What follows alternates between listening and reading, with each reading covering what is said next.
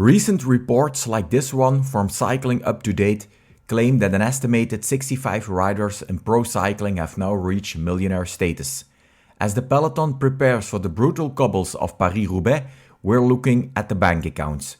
We've dug deeper and our data shows the 65 millionaires are actually 67 high earners, including a powerhouse trio of Americans who are redefining US cycling on the global stage. Think about this. Back in 2010, you could count the millionaires in this sport on one or two hands. Nowadays, salaries skyrocket after a big performance or drop if age starts to catch up.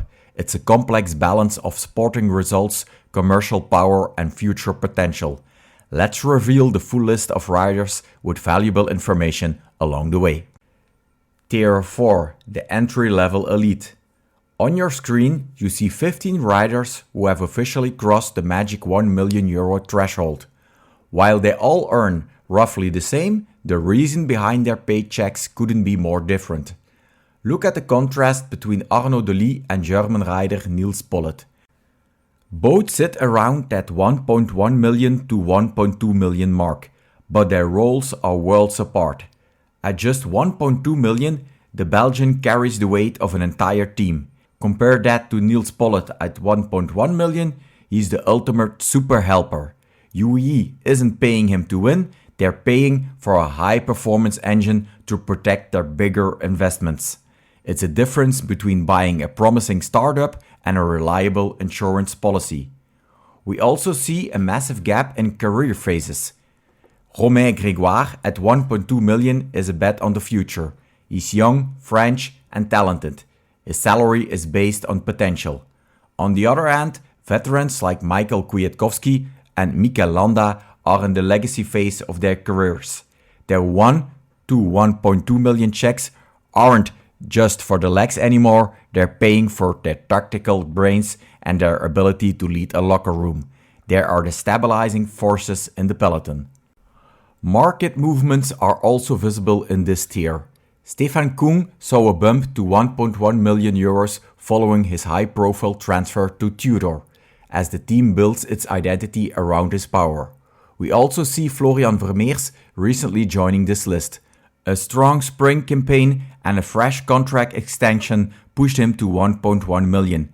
And for the fans of aggressive racing, Ben Healy is proof that breakaways do pay off. His 1.1 million salary is a direct reward for his never say die racing style that brings massive TV time to his sponsors. And a quick shout out to my US viewers, Brandon McNulty is officially holding his spot in the €1 million club. He's become a vital part of the UAE engine at 1.2 million. He's one of the most consistent American assets in the WorldTour right now. The rest of this group, from Jay Vine to Christian Scaroni, represents the high-end middle class of pro cycling. But as we move to Tier 3, we enter the territory of the true €1 million winners. Tier 3, the performance peak and future gambles. Moving into Tier 3, we enter the most fascinating part of the 2026 market. This group of 21 riders earning between 1.3 and 1.6 million euros represents the high-stakes zone. Here, team managers aren't just paying for results, they are playing a game of return on investment. First, let's look at the insurance policies. Riders like Tige Benoot, Jasper Stuyve and Michael Matthews. At 1.5 million euros, Benoot is a masterclass in return on investment. He delivers 50 to 60 race days a year at the highest level. For a team like Decathlon, he's not just a rider, he is a guarantee. You pay for his experience, his tactical brain and the certainty that he will be there in the final of every classic. It's safe money. Unfortunately, he missed the entire spring with a hernia, and then you know that can be a painful pill to swallow. But then look at the other side of the coin. The future gambles. Isaac Del Toro at 1.6 million, Matthew Brennan at 1.5 million and Paul Magnier at 1.6 million. These are massive contracts for riders who are still proving themselves. Take Magnier at Soudal Quickstep. A 1.6 million euro paycheck is a huge risk. But if he becomes the next Mark Cavendish, that investment becomes a steal. Teams aren't paying these young guns for what they did yesterday, they are paying for the dominance they expect 2 years from now. And then there's the specialists. Jonathan Milan at 1.5 million is currently one of the hottest properties in sprinting. Speaking of high value support, we have to look at the American duo at Visma Lease a Bike. Sepp Kuss remains the gold standard for climbing domestiques at 1.6 million, but keep an eye on Matteo Jurgensen at 1.3 million. Their salaries reflect a specific market value. If you want the best lead-out finisher or the ultimate mountain support, this is the entry price in 2026. From Matej Mohoric, tactical genius, to Enric Mas being the backbone of Movistar, every name in this tier represents a calculated move. Some are paid for the stability they bring, others for the dream of a future yellow jersey. Tier 2, the multi-million center stage.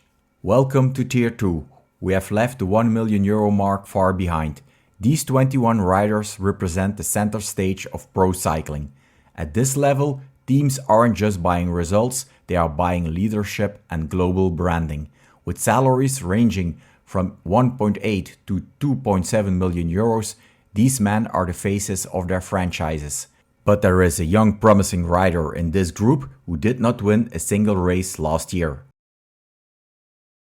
At the top of this tier, we see the high value assets.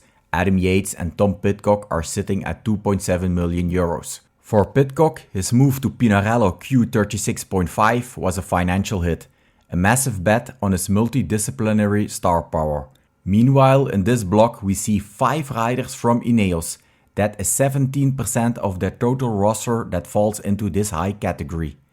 But look at the commercial icons. Julien Alaphilippe at 2.3 million for Tudor and Biniam Girmay at 2 million for NSN Cycling.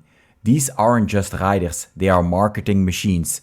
Girmay is the face of African cycling and Alaphilippe brings a French flair that is worth every cent in sponsorship visibility. Their return on investment is measured in more than just UCI points, it's measured in TV time and jersey sales. What's most striking in 2026 is the new 2 million club. We see a wave of young leaders like Oscar Only, Joshua Tarling and Florian Lipowitz hitting that 2 million euro mark. In the past, this salary was reserved for Tour de France winners. Today, it's the standard for the next generation of superstars. There are the core investments that teams like Red Bull-BORA or INEOS are building their entire future around. Lipowitz from Red Bull finished third in the 2025 Tour but didn't win a single pro race last year. From Tim Merlier's sprinting dominance to Ben O'Connor's Grand Tour consistency, Tier 2 is the engine that drives the World Tour. But believe it or not, we are still not at the top. There is a final elite group of just 10 riders, the Untouchables. These are the men whose salaries reach into the stratosphere, up to 8.2 million euros. Who are the kings of the payroll? Tier 1, the Untouchables. We've reached the summit. These are the 10 highest paid riders in the world in 2026. At this level, we aren't just talking about salaries, we are talking about sporting empires. But before we reveal the top of the mountain, there is a harsh financial reality you need to understand. In the modern peloton, it's harder than ever for a sprinter to become a millionaire. Teams are now spending roughly 80% of their big money on GC riders for the Tour de France or Classics riders. If you are a sprinter on this list, like Jasper Philipsen at 2.9 million, you are truly the elite of the elite. You have to be a serial winner just to compete with the mountain goats for a paycheck. Also Mats Pedersen. While often labeled a sprinter, the Dane is so much more than a fast finisher. Following his massive lifetime contract extension with Little Trek, his salary has climbed to an impressive 2.8 million euros. This tier also shows the price of ambition. Look at Olaf Kooi at 3 million euros with Decathlon and Juan Ayuso at 3 million with Little Trek. Both made the same strategic move. They left the shadow of superstars like Vingegaard and Pogačar to become the main man elsewhere. At 3 million euros, these teams aren't paying for potential anymore, they're paying for wins. And then we have the stratosphere. Mathieu van der Poel and Wout van Aert both command 4 to 4.5 million euros, a testament to their dominance in the classics.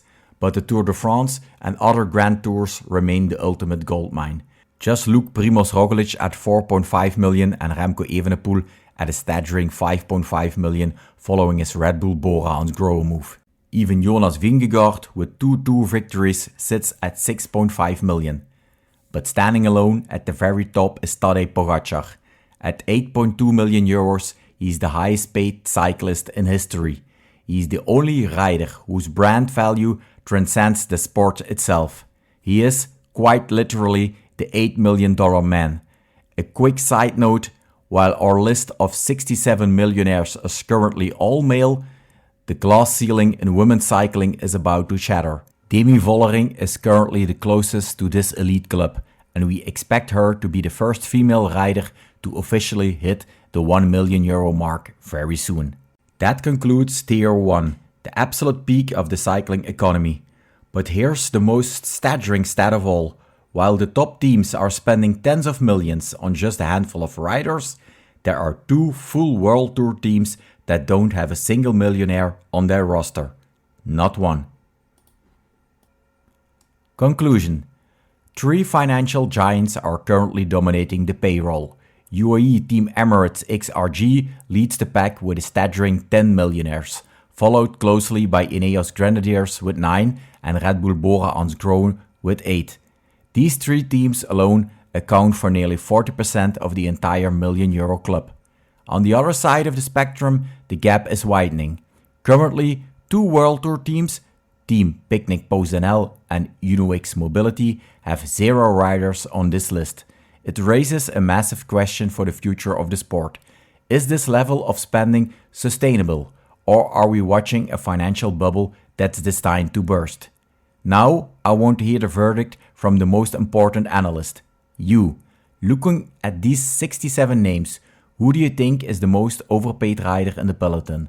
And on the flip side, who is the most underpaid, the rider who deserves a massive race in 2027? Also, did we miss anyone? If you think another rider has quietly joined the million euro club, let us know in the comments below.